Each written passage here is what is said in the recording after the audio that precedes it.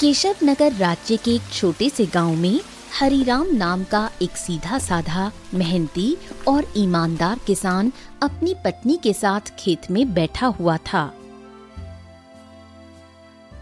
देखना, हमारी फसल इस साल बहुत अच्छी होगी। हाँ, क्योंकि मेरी मेहनत के साथ साथ मेरे खेत की जमीन पर तुम्हारी मेहनत का पसीना भी शामिल है अर्चना। हाँ। नहीं, सारे गांव में केवल तुम ही मेहनती और ईमानदार हो। तुम्हारे पास जमीन तो कम है, लेकिन तुम्हारा दिल बहुत बड़ा है। कुछ देर बाद दोनों पति पत्नी घर चले गए।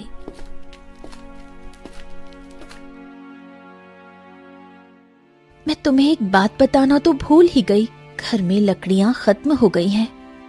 अरे चिंता मत करो, मैं कल सुबह सबसे पहले जंगल में लकड़ियां काटने के लिए ही चला जाऊंगा। ठीक है ना, ले आऊंगा। चलो अब।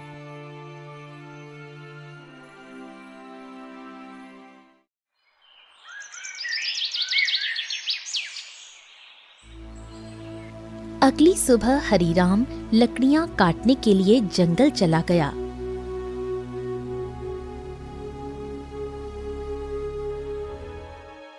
हरिराम एक पेड़ पर कुल्हाड़ी चलाने ही वाला था कि तभी उसने देखा झाड़ियों में एक घायल बंदर करहा रहा था।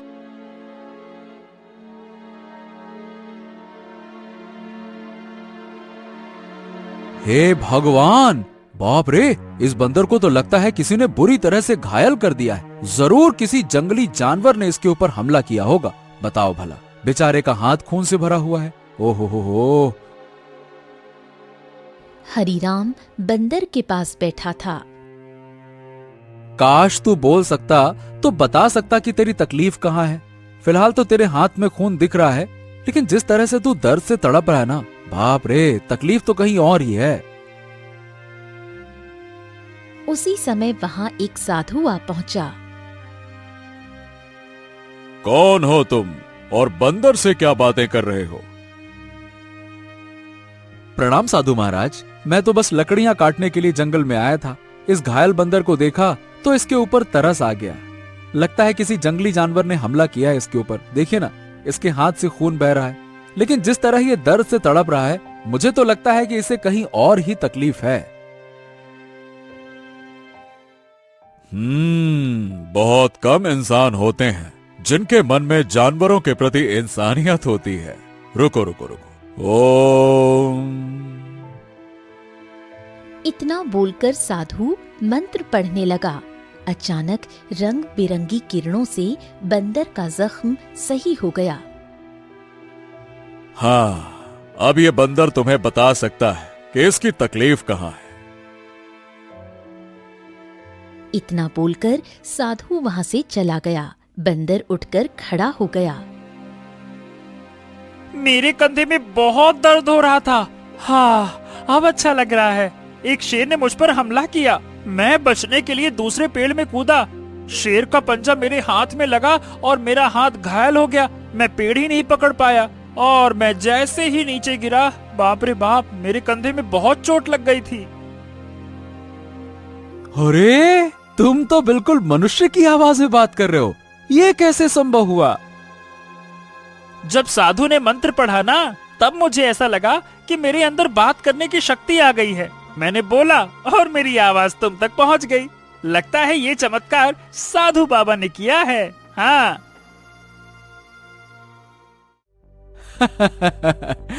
अच्छा ये बताओ, तुम मेरे घर पे चलोगे?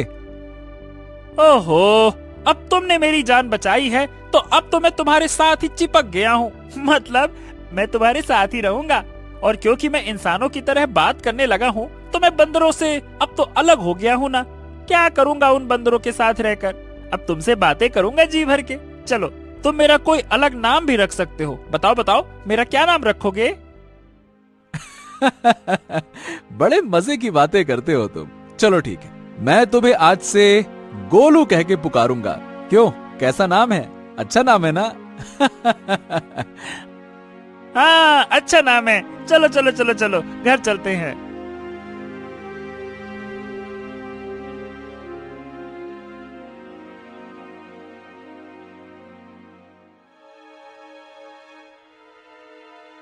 अरे, ये जंगल से तुम बंदर को क्यों पकड़ लाए?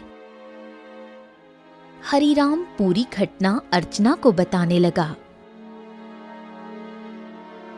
क्या क्या वास्तव में बंदर बात कर सकता है? अरे तुम स्वयं पूछ लो। क्या नाम है तुम्हारा? मेरा नाम गोलू है। हरीराम ने मेरी जान बचाई है और अब मैं उसका साथी हूँ। साथी क्या, अब तो मैं तुम्हारे परिवार का हिस्सा हूँ। अर्चना आश्चर्य में पड़ गई। समय बीतने लगा। गोलू की मौजूदगी घर में नई जान ले आई थी। धीरे धीरे गोलू अर्चना के काम में हाथ बटाने लगा। गोलू अब हरीराम का सच्चा साथी बन चुका था। एक दिन गोलू हरीराम से बोला, हरीराम, अब मैं भी तुम्हारे साथ खेत में चलूंगा। क्या करूंगा घर में बैठे बैठे, मुझे भी चलना है। अरे गोलू, खेत का काम आसान नहीं होता, बहुत मेहनत लगती है। क्या करोगे तुम वहाँ पे? अरे क्या करूंगा क्या, मैं भी तुम्हारे साथ मेहनत करूंगा। और क्या मुझे कम मेहनती समझा है क्या? बस डर ये है कि गांव वालों ने तुम्हें बोलते हुए देख लिया ना, तो वो न जाने क्या समझेंगे। अरे पर जब मैंने तुमसे पहली बार बात की थी तो क्या तुम डरे थे क्या, बताओ? देखो गोलू, मैं दुनिया को जानता हूँ। हर कोई मेरे जैसा नहीं होता है जो तुम्हें समझ सके। ओहो, मुझे दुनिया से क्या है लेना देना, मुझे तो तुम्हारे संग है रहना। मेरा मतलब ये है कि मुझे बस तुमसे मतलब है, क्योंकि मैं तुम्हारा साथी हूँ। हरीराम मुस्कुराया और अगले दिन गोलू को साथ लेकर खेत चला गया। कुछ ही दिनों में गोलू ने खेती की हर बात सीख ली। अब वो हरीराम का सच्चा मददगार बन गया था।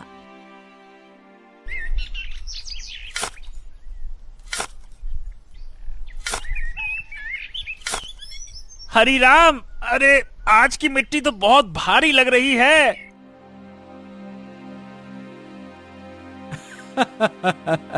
गोलू, अब तो तू पक्का किसान बन गया है। मिट्टी का भी फर्क समझने लगा है। गोलू की बात अब गांव में फैलने लगी थी और ये बात आखिरकार पहुंची जमींदार चौधरी के कानों तक। क्या हरीराम के घर एक बंदर है जो इंसानों की तरह बोलता है? हाँ जमींदार साहब, मैं खुद देख चुका हूँ। अरे मैंने तो उसे बोलते हुए सुना भी है। पहली बार तो मैं डर गया था। अरे भैया, तो फिर उस बंदर को लेकर तमाशा करना चाहिए, उससे तो बड़ी अच्छी कमाई होगी। ये बात आपने बिल्कुल पते की कही जमींदार साहब।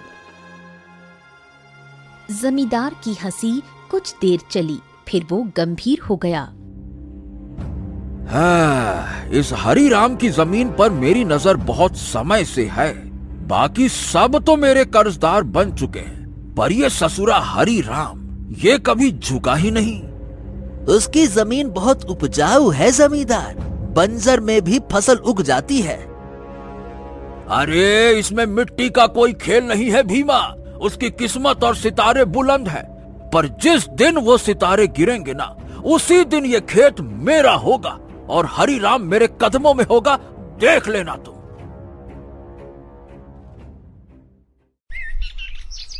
समय ऐसे ही बीतने लगा। एक दिन हरीराम और गोलू जब खेत से घर लौटे तो आंगन में बैठी अर्चना को देखकर दोनों के चेहरे पर चिंता की रेखाएं खिंच गईं। अरे अर्चना, क्या हुआ? ये कैसी खांसी है?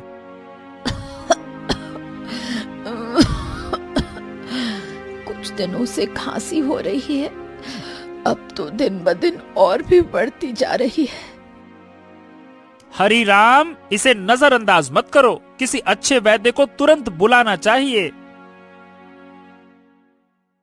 हरीराम ने देर न करते हुए गांव के एक अनुभवी वैद्य को बुला लिया। वैद्य ने अर्चना को ध्यान से देखा। हरीराम, देखो, इन्हें एक विचित्र बीमारी हो गई है। अगर समय पर इलाज न मिला तो ये जानलेवा हो सकती है।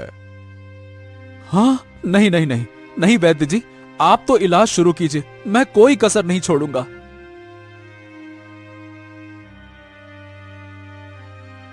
उस दिन से हरिराम का सारा धन अपनी पत्नी के इलाज में लगने लगा। हफ्तों बीतते गए और एक दिन ऐसा आया जब उसकी सारी जमा पूंजी खत्म हो गई। उस दिन हरिराम घर पर अकेला बैठा था।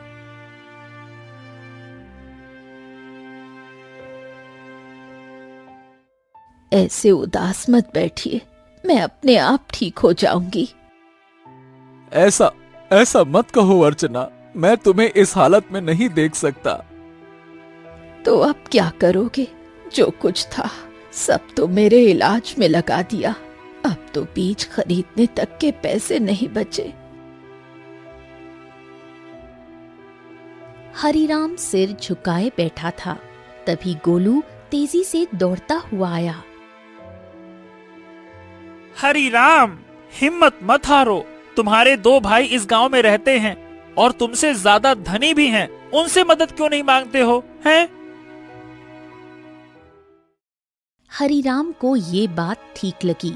उसी शाम वो गोलू को साथ लेकर अपने बड़े भाई केशव के घर गया। ओहो हरी राम, क्यों भाई, आज हमारे घर का रास्ता कैसे भूल गए हैं? भैया, अर्चना की बीमारी के बारे में तो अब गांव में सब जानते हैं। मैंने जो कुछ कमाया सब इलाज में लग गया। अब कुछ धन की जरूरत है भैया। तुम तो जानते हो मेरी फसल इस बार खराब हुई है। अब खुद मुझे उधारी लेना पड़ रहा है, तो मैं तुम्हें कहां से दूं? हरिराम कुछ नहीं बोला, सिर झुकाकर बाहर निकल आया। अरे वो झूठ बोल रहा था हरिराम, मैंने उसके चेहरे को देखा है, वो देना ही नहीं चाहता था। हाँ जानता हूँ रे गोलू, पर चलो एक और भाई है, उनसे मिलते हैं, चलो। अब दोनों बिरजू के घर पहुंचे। बिरजू ने दरवाजा खोला और हरिराम को देखकर चौंक गया। ओ हरिराम, आज भाई की याद कैसे आ गई? भैया भैया, मेरी पत्नी अर्चना बहुत बीमार है, थोड़ा सा धन चाहिए इलाज के लिए। क्या? अरे बंटवारे में वैसे भी तुझे ज्यादा जमीन मिल गई थी, उसे बेच नहीं देता? मेरे पास धन का पेड़ लगा है क्या जो मांगने चला आया? झूठ मत बोलो भैया, सच तो यह है कि तुमने और केशव भैया ने मेरे हिस्से की जमीन भी दबा ली थी। मुझे 6 बीघा जमीन मिलनी थी, बस 2 बीघा मिली है, 2 बीघा। अरे निकल जा यहाँ से, अगर कर्ज लेना है तो जमींदार के पास जा। मुंह उठा के चले आते, भाग यहाँ से।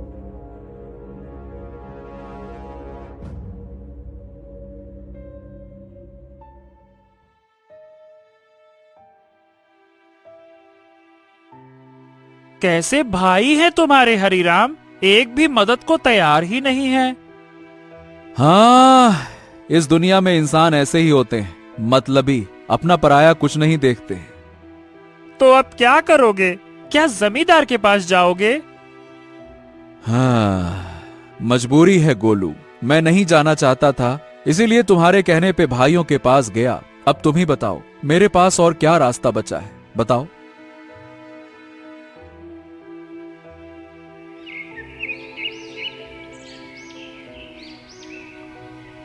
अगले दिन हरिराम और गोलू जमींदार की हवेली में जा पहुंचे। उम्मीद उसे कम थी, मगर अपनी पत्नी की खातिर उसने खुद को झुका दिया था। मैं जानता था हरिराम, एक न एक दिन तू चलकर मेरी हवेली में जरूर आएगा भैया। आपने बिल्कुल सही कहा था मालिक। जब तक इसकी किस्मत चमक रही थी तब तक बहुत अकड़ में चलता था। अब देखो कैसा मुरझाया मुरझाया सा खड़ा है। ए जमींदार, तुम्हें किसी की हालत का मजाक उड़ाने का हक नहीं है। लोग तुम्हारा सम्मान करते हैं, तुम्हें भी दूसरों का सम्मान करना चाहिए, समझे? ए बंदरवा, बकवास बंद कर। तू इंसानों की तरह बोलता है, इसका मतलब ये नहीं है कि तू इंसान बन गया है, समझा? हाँ भैया हरिराम, बताओ बताओ क्यों आए हो? क्या बताएं, आपको तो सब पता है, मेरी पत्नी बीमार है, सारा धन इलाज में चला गया, कुछ धन की आवश्यकता है। अच्छा, धन चाहिए तो भैया मेरी शर्तें सुन लो। ब्याज 50% और बदले में कुछ गिरवी रखना होगा। हाँ, मेरे पास कुछ बचा है क्या जो गिरवी रखूं? जो सोने के आभूषण थे वो भी इलाज में बिक चुके हैं। अरे है ना, क्यों नहीं है? तेरे पास 2 बीघा जमीन है, भैया उसे गिरवी रखो। वक्त पर कर्ज चुकाएगा तो जमीन तेरी वरना मेरी, सीधा हिसाब। बोलो भैया। हरीराम सोच में पड़ गया। उसे अपनी पत्नी का जीवन बचाना था, मगर कीमत बहुत बड़ी थी। अरे ये तो सरासर अन्याय है। तुम किसी की मजबूरी का फायदा उठा रहे हो। ऐसे तो हरीराम कभी कर्ज ही नहीं चुका पाएगा। ए हरीराम, पहले तो तू इस अपने पालतू बोलने वाले बंदर को ले जा यहाँ से, नहीं तो मेरा मन बदल गया तो हो गया तेरा काम। जब से आया है पटर पटर पटर पटर। चुप कर। हरीराम चलो मेरे साथ, ये कर्ज मत लो, चलो। गोलू, मेरे पास अब और कोई चारा नहीं है। अरे तुम बस चलो तो, मैं तुम्हारी मदद करूंगा ना। हाँ चलो मेरे साथ। हरीराम गोलू के साथ चला गया। हवेली के भीतर जमींदार और भीमा गुस्से से खौल रहे थे। ए मालिक, हरीराम तो हाथ से निकल गया। अरे चिंता मत कर बेटा, मजबूरी उसे फिर लौट आएगी। कितना दूर जाएगा वो?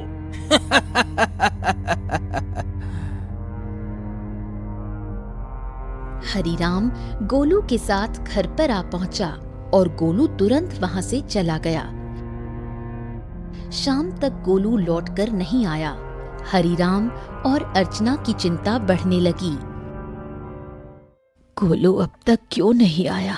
कहीं जमींदार ने उसे कुछ कर तो नहीं दिया? अरे पता नहीं कहाँ गया। मेरा मन भी बड़ा बेचैन है। रात बीत गई। सुबह सूरज की किरणों के साथ ही गोलू वहां पहुंचा, हाथ में एक चमकती जड़ी बूटी के साथ। अरे गोलू, तू कहाँ था? हमें लगा कहीं तुझे कुछ हो तो नहीं गया। अरे मैं जंगल गया था उन साधु महाराज को ढूंढने जिनसे मुझे बोलने की शक्ति मिली थी।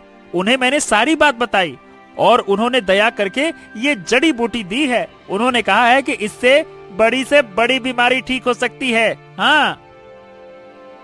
गोलू ने वो जड़ी बूटी अर्चना को दे दी।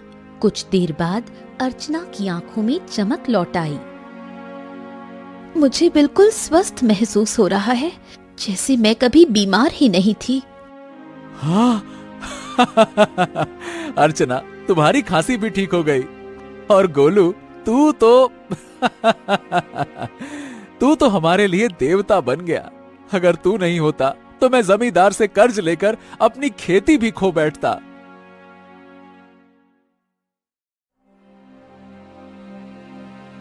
हाँ, अब मेरी पत्नी तो ठीक है, लेकिन खेत में बीज डालने के पैसे तक नहीं बचे। मैं जानता था कि अर्चना के ठीक होने के बाद तुम्हें बीज की जरूरत पड़ेगी, इसीलिए मैं साधु महाराज से बीज भी लेकर आया हूँ। हाँ, ये देखो। क्या बीज? हाँ, उन्होंने ये चमत्कारी बीज दिए हैं।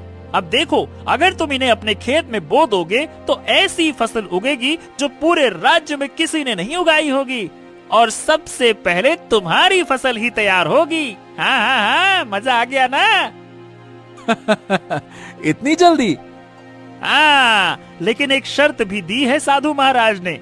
जब तुम्हारा समय अच्छा हो जाए तब तुम उन लोगों की मदद करना जो जमींदार के कर्ज में दबे हुए हैं। अरे मित्र गोलू, गोलू गोलू गोलू, तू मेरा सच्चा साथी निकला। हम दोनों मिलकर अच्छे से खेत में फसल बोएंगे। चल मेरे भाई।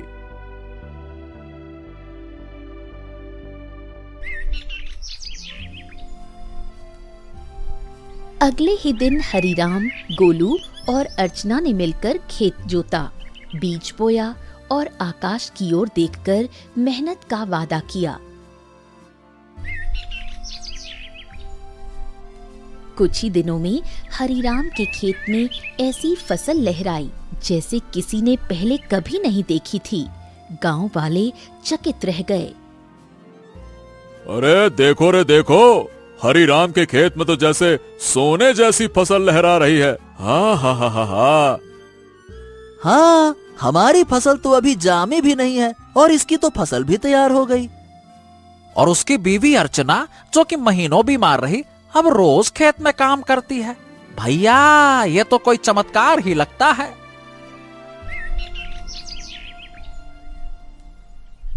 कुछ दिनों बाद हरीराम की किस्मत बदल गई।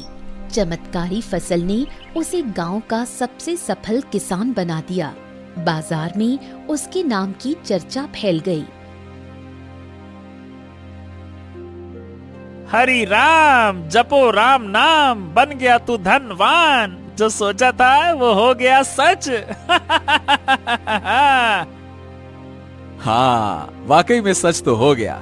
लेकिन अब बारी है गोलू वादा निभाने की, उन सब की मदद करने की जो जमींदार के कर्ज में डूबे हैं। हाँ बिल्कुल, चलो आज से ही शुरुआत करते हैं। अपने गांव का बिंदेसर का खेत सबसे पहले छुड़ाते हैं। चलो।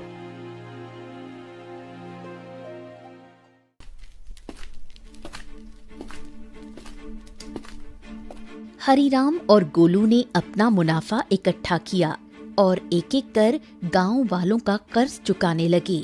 बिंदेसर, भोलू, रज्जो सभी ने अपनी जमीन वापस पा ली। हरिराम भैया, आज आपने हमें नया जीवन दे दिया। सही बताओ, बिल्कुल, बहुत बहुत धन्यवाद।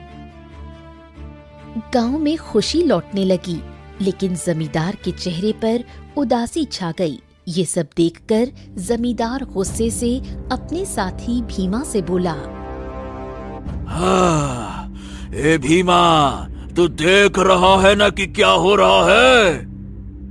हाँ मालिक, हरिराम ने सबके कर्जे चुकाने शुरू कर दिए हैं। अगर यही चलता रहा तो एक दिन तो मेरी जमींदारी ही खत्म हो जाएगी और मेरा दबदबा भी खत्म हो जाएगा। आप तो आदेश दीजिए मालिक की करना क्या है। अब बहुत हो गया भीमा। अगर ये हरिराम ऐसे ही सबकी जमीन छुड़वाता रहा तो मेरा क्या बचेगा? मेरा दबदबा, मेरी हवेली है।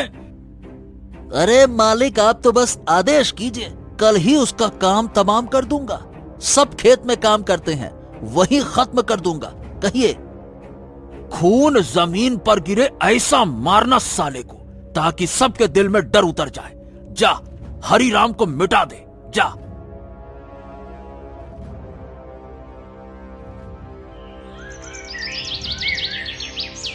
सुबह का सूरज उगा, लेकिन किसी तूफान से पहले की शांति जैसा लग रहा था। हरिराम खेत में बीजों को देख रहा था, जो अब सोने जैसे चमकते दिखते थे। अरे गोलू, देख तो, ये फसल तो जैसे गाना गा रही हो। तुम्हारे हाथ की छुअन में जादू है। हाँ बिल्कुल सही कह रहे हो मित्र। इस बार की फसल सोने की फसल जैसी उगती हुई दिख रही है। वाह वाह वाह वाह वाह वाह। इतना बोलकर अचानक गोलू एक ओर हट गया। सच तो ये था कि गोलू को किसी की आहट की भनक लग चुकी थी। तभी वहां जमींदार और भीमा आ पहुंचे। भीमा के हाथ में लंबा बर्छा था। हरिराम झुका हुआ था। अब भुगतो किसान। जैसे ही भीमा ने हरिराम की ओर बर्छा फेंका, एक छलांग, एक चीख, एक वार, लेकिन हरिराम पर नहीं, गोलू पर। गोलू! नहीं नहीं नहीं, ये क्या किया तूने? तुम्हारे लिए मित्रता का मतलब सिर्फ साथ नहीं होता, कभी कभी बलिदान भी होता है। तूने मेरी जान बचाने के लिए अपनी जान दांव पर लगा दी। क्योंकि तुम मेरे साथी हो और मैं तुम्हारा।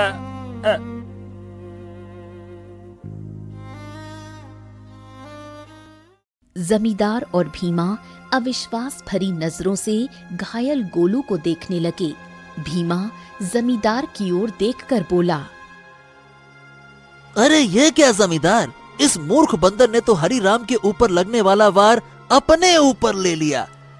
हाँ, तुमने सही कहा, लेकिन मैं फिर भी हरिराम को जीवित नहीं छोड़ूंगा।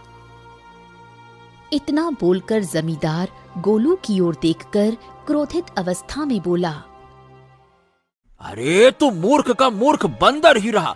अरे तू इंसानों की तरह बोल सकता था और इंसानों की तरह रहने लगा था, लेकिन तू इंसानों की तरह चतुराई नहीं सीख सका। तुझे क्या जरूरत थी अपने ऊपर वार लेने की? क्या आवश्यकता थी बलिदान देने की? मूर्ख बंदर कहीं का, तूने मेरे सारे किए कराए पर पानी फेर दिया। लेकिन तुझे क्या लगता है कि मैं हरिराम को जीवित छोड़ दूंगा? नहीं, मैं हरिराम को जीवित बिल्कुल नहीं छोड़ूंगा, क्योंकि उसकी वजह से ही मेरा गांव में दबदबा समाप्त हुआ है। तेरा ये बलिदान बेकार जाएगा रे मूर्ख बंदर, रुक जा। गोलू के होठों पर एक हल्की मुस्कान अब भी जिंदा थी। गोलू ने अपने मित्र हरिराम को मुस्कुराते हुए देखते हुए ही दम तोड़ दिया। तभी वहां वही साधु प्रकट हो गया जिसने गोलू को बोलने की शक्ति दी थी और जिसने गोलू को हरिराम की पत्नी को बीमारी से बचाने के लिए जड़ी बूटी और जादुई बीज दिए थे। साधु क्रोधित अवस्था में जमींदार और भीमा की तरफ देखकर बोला, जिसने निर्दोष की जान ली, उसका पाप अब उससे बदला मांगेगा। जमींदार और भीमा, तुम दोनों ने बहुत बड़ा पाप किया है। तुम्हें इस संसार में खुलेआम रहने का कोई अधिकार नहीं है। तुम दोनों समाज के लिए खतरा हो। रुक जाओ। इतना बोलकर साधु की क्रोधित आंखों से रंग बिरंगी किरणें निकलकर भीमा और जमींदार के शरीर पर पड़ने लगी और अगले ही पल उनके शरीर में आग लग गई। कुछ ही देर में वो दोनों जलकर राख हो गए। गांव वाले इकट्ठा हो गए। साधु हरिराम की ओर देखकर बोला, हाँ, तुम्हारा और गोलू का साथ यहीं तक लिखा था हरिराम। लेकिन साधु महाराज, जमींदार के साथी भीमा ने मेरे ऊपर हमला किया था, लेकिन गोलू ने उसे अपने शरीर पर ले लिया। हाँ, क्योंकि वो तुम्हारा सच्चा साथी था। जाते जाते गोलू ने अपनी मित्रता का कर्ज चुका दिया। अपने साथी को कभी नहीं भूलना हरिराम। इतना कहकर साधु रंग बिरंगी किरणों में वहां से गायब हो गया। गांव वाले नम आंखों से गोलू के बलिदान की सराहना करने लगे। अरे ये कोई साधारण बंदर नहीं था भैया, देवता था, देवता, हरिराम का सच्चा साथी। हाँ भैया, इसने अपनी जान दे दी और हम सबको बचा लिया। बहुत अच्छा बंदर था। कुछ दिनों बाद हरिराम ने नम आंखों से गोलू की याद में उसी खेत में एक पौधा लगाया जो आगे जाकर बना साथी वृक्ष। गोलू, तेरे बिना सब अधूरा लगेगा, लेकिन तू मिटा नहीं। तू हर उस फसल में है जो इस धरती से उगेगी। कभी कभी सच्चा साथी इंसान नहीं होता, वो एक जानवर हो सकता है जो बिना शर्त प्रेम करे, रक्षा करे और अगर जरूरत पड़े तो जीवन भी दे दे।